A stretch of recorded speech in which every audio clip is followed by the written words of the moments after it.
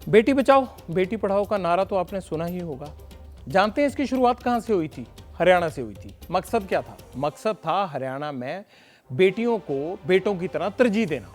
कोई फर्क नहीं है लड़के लड़की में, उन्हें जीने का, आगे बढ़ने का, आगे पढ़ने का मौका देना। आज उसी हरियाणा में एक बेटी इंसाफ मांग रही है, उसकी उम्मीद के आड़े सरकार की जिद आ रही है और सवाल सरकार की नीयत पर भी उठ रहा है। यौन शोषण के आरोपी मंत्री के खिलाफ चंडीगढ़ की कोर्ट में चार्जशीट दाखिल हो गई है। चंडीगढ़ कोर्ट ने मंत्री को नोटिस भी कर दिया।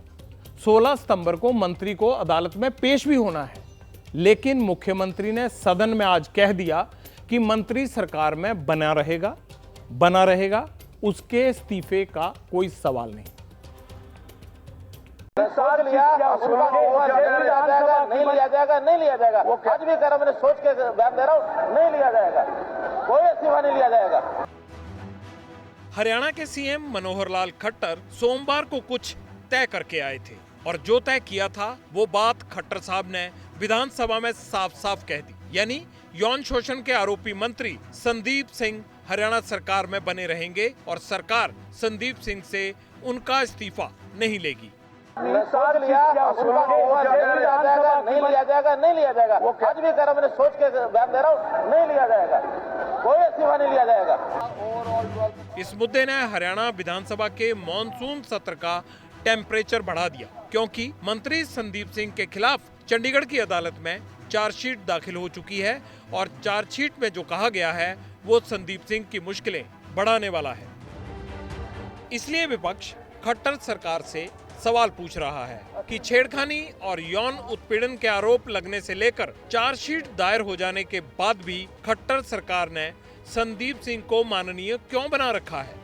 सवाल वाजिब भी है। चार्जशीट दाखिल होने में जब 8 महीने लग गए तो संदीप सिंह के मंत्री बने रहते निष्पक्ष जांच और कार्रवाई कैसे होगी? पीड़िता को इंसाफ कैसे और कब मिलेगा? उसे वाकई न्याय मिल पाएगा भी या नहीं? संदीप सिंह को ऐसे सदन में हम कैसे बैठने दें जिसके ऊपर आरोप लगा हरियाणा की बेटी के साथ छेड़छाड़ का, जिसके तथ्यों की जांच होकर चार्जशीट फाइल हो गई?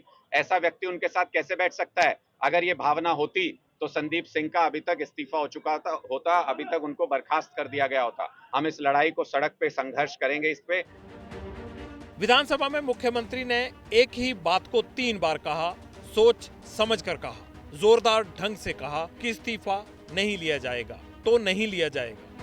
मुख्यमंत्री के इस बयान के मायने बहुत साफ हैं कि बेहद गंभीर आरोपों के बावजूद मंत्री संदीप सिंह के साथ खट्टर सरकार पूरी मजबूती के साथ खड़ी है। चाहे आरोप लगाने वाली पीड़ित न्याय मांगती रहे, चाहे विपक्ष विधानसभा में मंत्री के इस्तीफे की मांग करता रहे।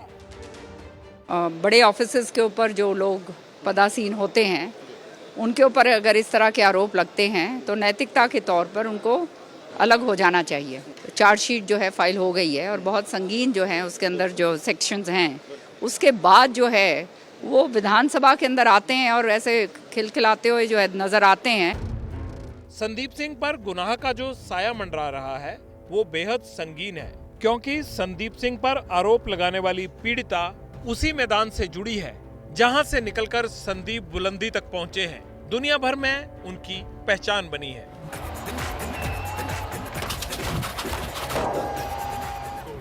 ये महिला कोच एथलेटिक्स की प्लेयर रही है, लेकिन संदीप सिंह पर आज खेल के मैदान को दागदार करने का आरोप लग रहा है।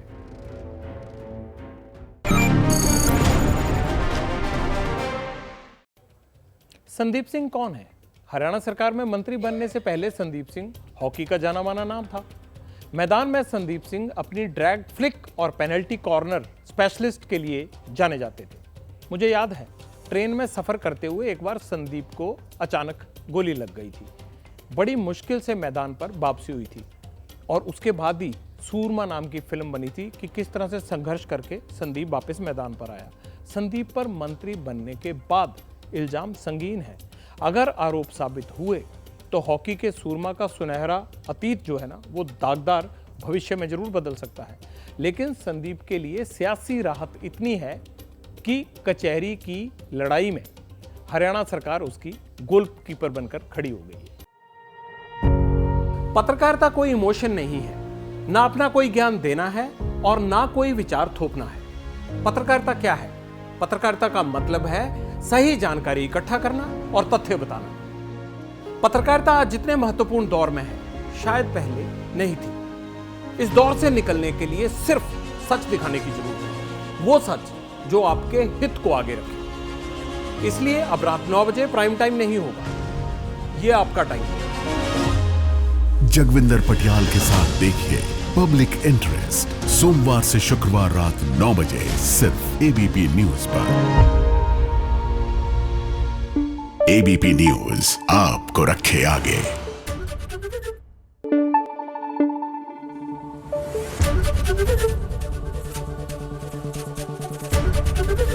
एबीपी न्यूज आपको रखे आगे।